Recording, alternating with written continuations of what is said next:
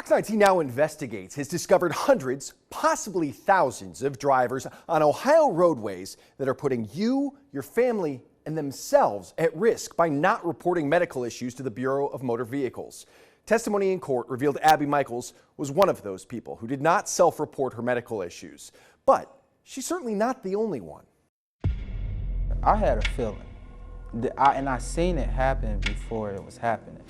I just so happened to just see him swerve. He came out of nowhere.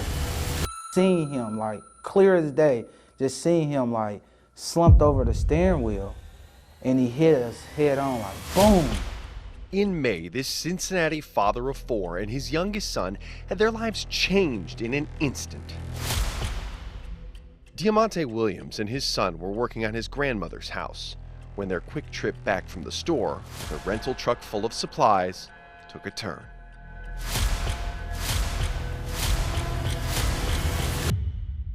I was getting off the Viaduct exit, I was slowing down, and I was driving, and I just seen a man like just slumped over his steering wheel, and it just happened so fast I couldn't move out the way. Cincinnati police say the driver of the other vehicle suffered a medical emergency. I definitely was terrified. Like when the crash happened, I just heard my son, and I just tended to him. Like I just grabbed him, and then I got out the car, and once I got out the car, I seen that the guy was just out of it. Williams and his son came away with minor injuries, but the driver who hit them died. No one truly knows how many medical-related crashes happen each year. On paper, the number reported is low. There are a lot of challenges that we encounter on a routine basis to figure out truly what caused that crash. The Ohio State Highway Patrol tells us determining a crash was caused by a medical issue is difficult.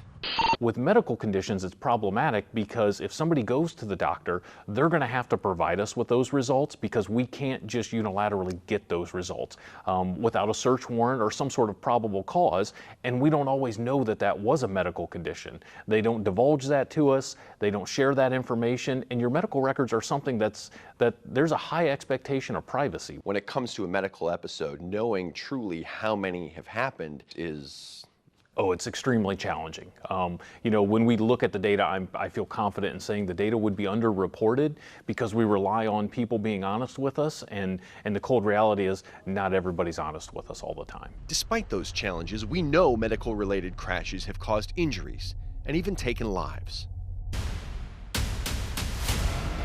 In 2020, the Hamilton County Sheriff's Office reported a driver crossing the median on Interstate 275 after suffering a medical episode. That driver caused a 5-car accident, and everyone involved in the crash are still in the midst of a civil lawsuit 3 years later. In 2019, there was Abby Michaels' crash that killed Timmy, Karen, and Tessa Thompson. Michaels was on trial for murder and was found not guilty. The defense asserted Michaels had a seizure behind the wheel. The prosecution said she was reckless in failing to report her history of issues to the BMV. The BMV asks 3 medically relevant questions. One is about alcohol or drug dependency. The other 2 ask about physical or mental conditions that affect your ability to drive. The BMV says of nearly 3.5 million applications or renewals last year, only 865 people self-reported. Oh, that's a dramatic underreporting of the problems that people have, and I would say that's largely in part because they're afraid of losing that right, that privilege to operate a motor vehicle. But they're not looking at it through the proper lens. They got to look at it through that lens of that traffic safety as that shared responsibility for all of us. Without that, it's a very selfish view of it.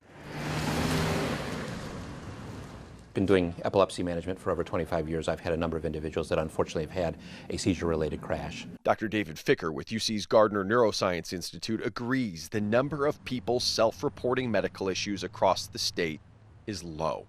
Particularly if you're looking just at epilepsy and the prevalence of epilepsy, 1 to 2% of the population, that translates into a much higher number of patients that should be reporting to the BMV that they've had this history of seizures or epilepsy. Dr. Ficker says UC alone saw 5,000 patients last year who are faced with epilepsy, nearly 6 times the number of people who self-reported medical issues statewide. And that's just one of the many issues that could impair a person's ability to drive a car. I'm all for that right and that privilege to operate a motor vehicle, but you got to do it safely, and you got to take into account those other motorists on the road, because you know that one instance, that one medical episode, that one bad decision could have severe ramifications, not only for you but for other people on the road. There's a lot of unknowns here. We don't know the medical issue that led to the crash involving Diamante Williams. We don't have an accurate count of medical-related crashes happening each year. We don't know how many people are failing to self-report their medical issues. But Dr. Ficker and the Highway Patrol say the number of people who are reporting is low. The one thing we do know are these crashes are taking lives and hurting people. Coming up at 6, we'll show you what a neighboring state is doing to help curb medical-related crashes. Ken Brown, Fox 19 Now.